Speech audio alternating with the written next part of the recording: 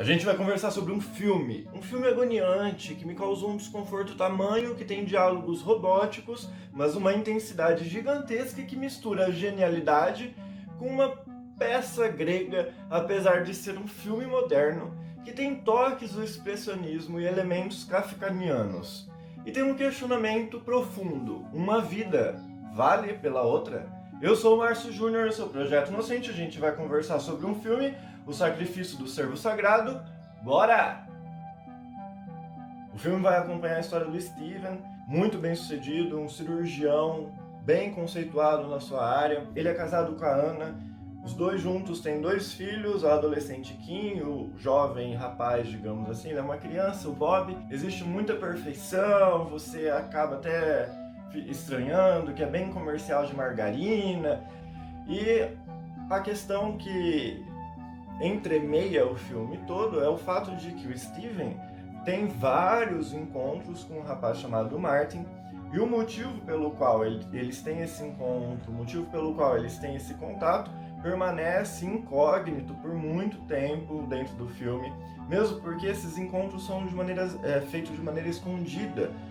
O Steven dá muitos presentes para o Martin e você não entende muito bem a relação dos dois, até que o Steven acaba levando o Martin para conhecer os filhos, para conhecer a própria esposa. Só que ainda assim ele mente para todos de como eles se conheceram, qual é a relação entre eles. Então vai havendo uma aproximação do Steven, do Martin com a família do Steven, e aí acaba que algumas especulações vão ser feitas pelo espectador e tudo mais. Existe um certo nível de incômodo enquanto você vê essa história, essa coisa bem feliz, e já eu vou explicar o motivo, porque parece muito artificial. Até mesmo uma felicidade que não tem nenhum tipo de problema à vista, você acaba desconfiando e questionando se é aquilo mesmo, se realmente eles são felizes, se aquela tensão que você na verdade está sentindo é uma tensão entre os personagens ou é uma tensão construída pelo diretor. Enfim, já adianto também que o filme é bem visceral. Se eu não me engano, a classificação dele é de 16 anos para cima, então, né? Você vê tanta normalidade no começo do filme que você acaba se questionando, sério mesmo que eles vão fazer um filme sobre o que é normal? Até que os encontros, né, entre o Steven e o Martin aparecem, mas mesmo assim você não vê nada de anormal naquilo. Você vê até um envolvimento fraternal, diria, entre os dois. E aí você já parou para pensar? Fizeram algum dia um filme sobre a normalidade das coisas? E aí é onde você se questiona. Na verdade, é onde você vai questionar o filme. Você fica esperando algo mais acontecer, você fica na tensão, porque é muito estável, muito normal, muito linear. E aí você fica, poxa. O filme é dirigido pelo Yorgos Lanthimos, vocês conhecem ele? Eu não sei se é assim que fala o nome dele, mas ele dirigiu A Favorita, ele também dirigiu Lagosta ou A Lagosta. Vou falar sobre esse filme aqui ainda, mais pra frente, mas vou falar.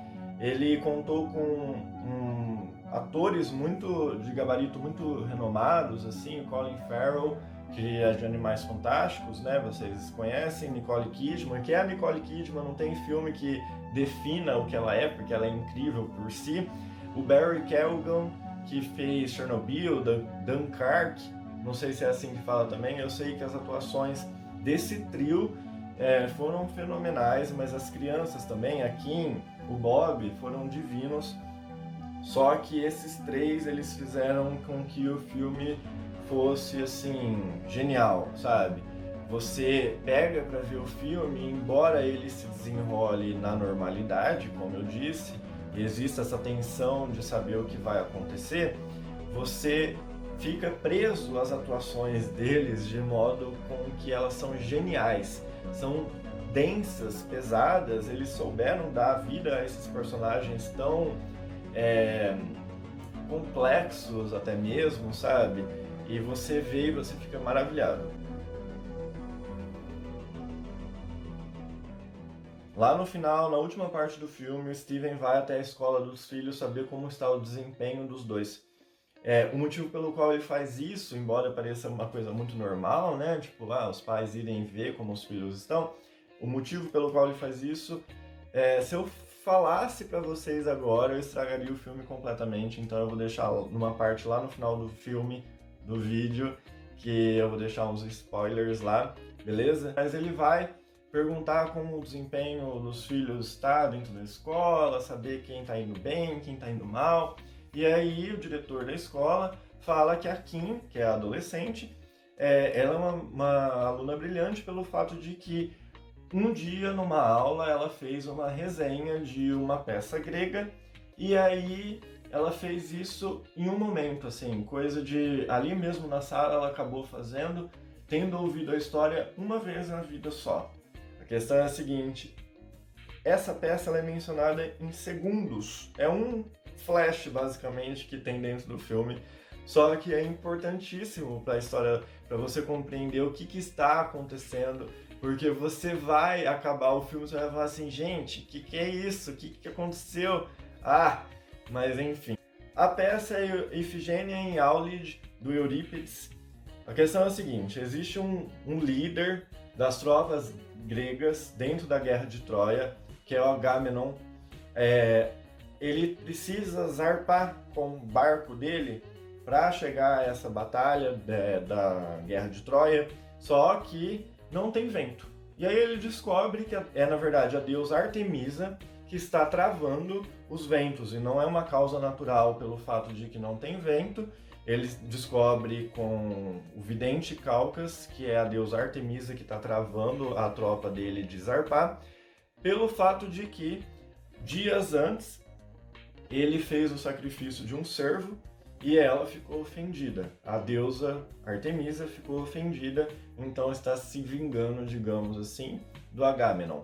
A questão é que o vidente Calcas oferece algumas alternativas para que essa deusa Artemisa seja agradada e faça com que os ventos sejam liberados para que as tropas cheguem até a Guerra de Troia, né? A questão é que essas possibilidades que o Agamenon vê para que ele agrade a deusa, ele se vê mais ou menos num labirinto. Porque se ele fizer o que vai agradá-la, ele vai acabar entrando numa situação bem delicada, mas se ele não fizer o que é necessário, ele vai desagradar toda a tropa dele e fazer com que ele mesmo e a família dele sofram consequências.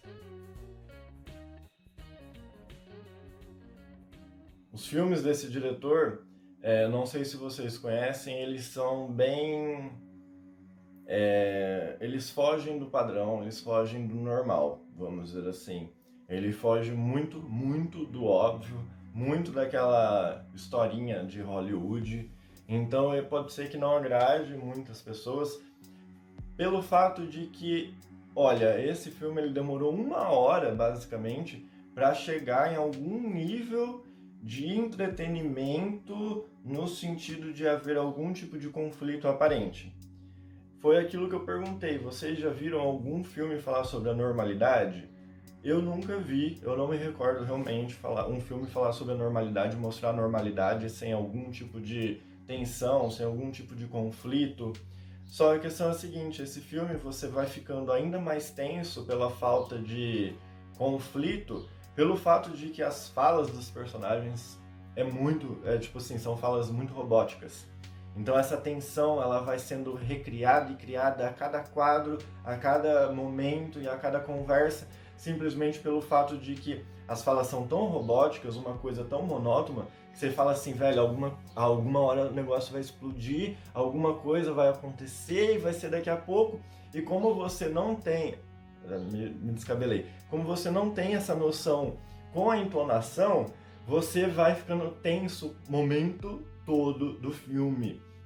Não é natural. Essa questão dessa robotização das falas. Não é natural o modo como eles se envolvem uns com os outros. Até mesmo a família, que já é muito bem estabelecida, né? É uma família, digamos, perfeita, né? Com 2 filhos, um cachorro. Tem um cachorro, tá? questão de muita... parece muito bem, funciona muito bem, só que parece ser muito superficial ao mesmo tempo, parece ser muito estático. Tipo assim, como que vocês funcionam, né? A vida não é isso, essa estaticidade, digamos assim. Existe essa palavra? Não sei. A vida não é essa coisa robótica, mesmo em pessoas que não se gostam, você vê um envolvimento maior. Então você fica esperando e a trilha sonora vai contribuindo para a sua atenção, porque tem momentos que ela explode e aí ela volta, sabe? Então você fica tipo, pô, vai acontecer agora, pô, vai, não foi. E aí você fica, sabe, você precisa... É um filme que ele vai te exaurindo. Então não é um filme, não vá ver o filme achando que você vai passar tempos mil agradáveis com ele, que você... Mas não faz isso um filme ruim, entende? Como a proposta dele é justamente causar um desconforto, eu acredito que ele seja muito bem sucedido no que ele pretende.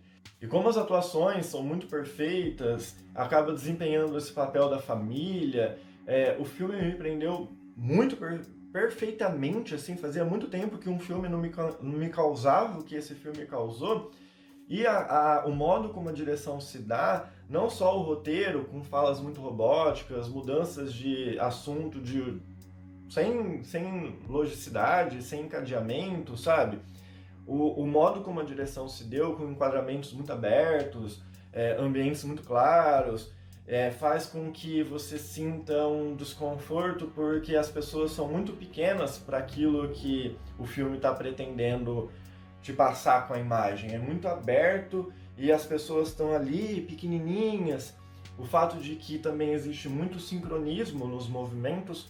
Você vê, por exemplo, dois médicos andando em um corredor, logo no comecinho do filme, e os passos estão sincronizados e do mesmo modo como as falas estão robóticas, e aí você já fica meio que hipnotizado, só que ao mesmo tempo você não compreende as coisas, porque parece tão mecânico, mas não.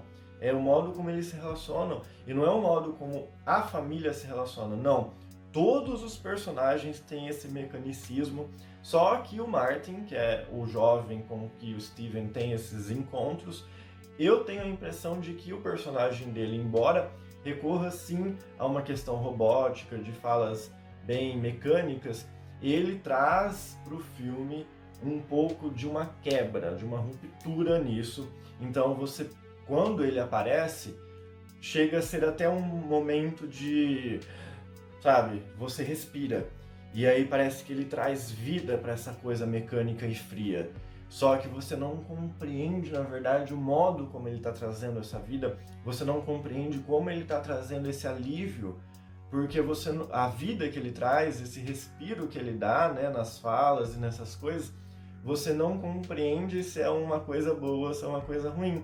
Porque essa é a normalidade do filme, é justamente o fato de que todos são mecânicos, porque aquele personagem especial não é, entende? Então, assim, você acaba desconfiando não só do relacionamento entre os dois, do Steven e do Martin. Você desconfia dele, você desconfia do Martin. E aí você fica, velho... E o personagem é muito brilhantemente construído pelo ator. Eu acho, assim, a atuação desse cara foi genial, genial. Ele fez com que o filme realmente ganhasse vida, e não por culpa dos outros atores, não, porque ele soube pegar o papel que é um papel de um calibre gigantesco. Ele soube fazer isso, pegar nas rédeas do papel e mandar ver. Ele foi perfeito. E aí acaba havendo alguns outros detalhes, tipo, você fica incomodado porque, ao contrário de muitos outros filmes de Hollywood, não tem explicação, não tem explicação. Você não vai compreender. Você vai terminar o filme e você não vai compreender o filme, eu te garanto. Então, assim, é igual eu falei, a explicação do filme, na verdade, depende de 2 segundinhos do filme, de um detalhe que poderia ser um detalhe tipo X, sabe? Ah, beleza, a menina fez um resumo de uma peça grega em uma aula que ela assistiu. bacana, achei que fosse só um detalhe, sabe? O que tem a ver? Mas a explicação tá ali. Mas esse tipo de filme ele é interessante porque, justamente por não ter uma explicação, por não ser um diretor explicando o filme, por não ser um ator explicando o filme para quem está assistindo, isso faz com que exista um diálogo entre a obra, entre a arte e o diálogo com quem está assistindo. Então quem está assistindo, na verdade, acaba construindo, acaba preenchendo lacunas, acaba interpretando o filme, acaba, mesmo que você não compreenda o motivo do filme, o que levou a todos os acontecimentos, você acaba pensando assim, tá, mas e se eu der significado para isso? Isso? Você acaba tentando encontrar significados, tentando entender o filme, então você constrói o filme também, sabe? É só que a questão é a seguinte, esse diretor, Yorgos, ele tem essa vibe de fazer filmes um pouco mais, eu diria, introspectivos, eu diria mais, menos óbvios, assim. Só que esse filme é o filme mais realista do diretor, pelo menos até a favorita, eu diria. Pelo fato de que ele recorreu menos ao extraordinário, menos a uma coisa viajada e mais para a realidade. E é justamente por ele ter recorrido à realidade que você fica... Hã? Como assim? Era real tudo até agora. Era tudo tão normal. Era tão comercial de margarina. O que tá acontecendo? Sabe? Não sei se vocês conhecem a obra do Kafka, só que ele é incrível a ponto de fazer com que os personagens sempre tenham que recorrer a algum tipo de decisão fundamental. O modo como ele constrói todas as entranhas da trama dele faz com que o personagem sempre se encontre em um labirinto, digamos assim. Não exatamente um labirinto real no sentido de ele estar dentro de um labirinto, mas ele ter que fazer uma escolha, de ter que percorrer esse ou esse caminho, e ele sempre percorre muito de arquétipos de sofrimento psicológico, de uma brutalidade até física. Existe muito de um labirinto burocrático, umas transformações místicas, o fato de que o personagem acaba percorrendo um caminho até evoluir a si mesmo. Existe muito de uma brutalidade entre pais e filhos, um questionamento de instituições muito bem estabelecidas, tipo a família, tipo o casamento, a justiça, né? Ele era advogado, então assim, ele sempre percorre esse caminho, digamos, nas suas obras. Então, assim, o Kafka, ele tem muito disso, ele sempre faz muitos questionamentos que são mais profundos do que parece, porque ele apresenta a realidade. É a realidade e é mera realidade, digamos assim, só que são em situações esdrúxulas, situações extremas, e aí você encara como o personagem vai evoluindo com isso. Ele expressa mais os sentimentos, na verdade, em contrapartida com a realidade objetiva da situação. É uma questão de expressionismo mesmo, né? Não tenha medo de ler Kafka, tá? É realmente uma experiência incrível. E aí a gente chega nesse ponto aqui que eu vou fazer o nozinho de todas as partes desse vídeo, porque até agora eu tô sendo tão misterioso quanto o filme, né? Por que eu falei da peça grega? Por que eu falei de Kafka? Por que eu falei de tudo isso, gente? A questão é a seguinte, o Steven conheceu o Martin porque o Steven fez uma cirurgia no pai do Martin, uma cirurgia no peito, no coração dele, e aí o pai do Martin acabou falecendo na mesa de cirurgia. Dentro do filme você descobre que o Steven estava bêbado quando ele fez essa cirurgia, ele tinha bebido, e existe na verdade um joga a culpa no outro, no sentido de que na verdade o Steven joga a culpa no anestesista e o anestesista joga a culpa no Steven, e a verdade se revela entre nesse vai e vem de culpa, digamos assim, mas você descobre que o pai do Martin faleceu na mesa de cirurgia do Steven, e aí eles passaram a ter um tipo de relação justamente depois que o pai do Martin falece, como se fosse uma ressignificação da culpa do Steven, como se ele estivesse tentando compensar um pouco do erro médico que ele teve. Só que aí o Steven, ele acaba sofrendo alguns, digamos, efeitos, porque o Martin é um personagem que vai se pôr para ele, que vai se pôr para a família do Steven como um personagem em busca de justiça, ou, se você preferir, vingança. E aí é onde o filme entra no fato de que a busca pela vingança ela é sempre correta, e a busca pela justiça. O que diferencia a justiça da vingança? O que diferencia a vingança da justiça? Então aí é onde o Steven ele sofre esses efeitos porque o Martin fala com todas as letras: você matou meu pai, então eu vou matar alguém da sua família. E aí acaba que ele fala o modo como isso vai acontecer, que primeiro as pernas dos filhos e da esposa dele vão parar de funcionar. Posterior a isso, eles vão parar de se alimentar. Depois disso, sangue vai correr pelos olhos deles até que eles morram, em completa inanição. A questão é que isso não vai acontecer com todos, com os 2 filhos e com a esposa, se o Steven escolher algum deles para morrer. Então é um sacrifício, vai ser o sacrifício do servo sagrado, já explico isso também, qual é a conexão com a peça. E aí o Steven precisa escolher antes que os 3, né, os 2 filhos e a esposa morram. Então há essa necessidade, há esse labirinto. E mesmo que ele não concorde com essa situação, ele acaba aceitando, abraçando a situação, porque acaba acontecendo essas coisas. Os filhos param de mover as pernas sem nenhum tipo de explicação lógica, sem nenhum tipo de explicação médica, nem psicológica. Simplesmente as pernas param de funcionar.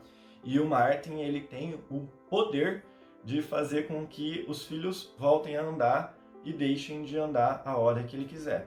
Então, em determinado ponto, ele conversa com a Kim, ela já não está sentindo mais as pernas, ele conversa com a Kim, ela volta a andar e para de andar a hora que ele quer. Então, assim, você acaba... É aí onde eu falei que a normalidade cede espaço para uma anormalidade, que você fica assim, velho, tipo, tava tudo tão normal até agora, por que isso está acontecendo? Que deve ter alguma explicação racional, mas não tem. O fato é que o Martin, ele faria um papel, digamos, de Artemisa, dentro do conto da peça grega. Quando o Steven vai conversar com o diretor da escola para saber qual filho está tendo o melhor desempenho, é justamente para que isso facilite com que ele escolha qual filho matar, entendeu? O filho que melhor estiver tendo um desempenho, ele vai poupar e o outro ele vai sacrificar. E é nesse momento que o diretor fala sobre essa peça, fala que a Kim teve esse brilhantismo, né? E aí é onde, se você pesquisar sobre a peça, você vai ver que o rei, o líder das tropas gregas, Agamenon, ele vai precisar sacrificar a Ifigênia para agradar a deusa Artemisa, para que ela faça com que os ventos sejam soltos e as tropas do Agamenon não matem ele, o Agamenon e a família dele. Então, se você for analisar, o Steven é o Agamenon. Ele ou vai matar um dos filhos ou a esposa, ou toda a família dele vai morrer.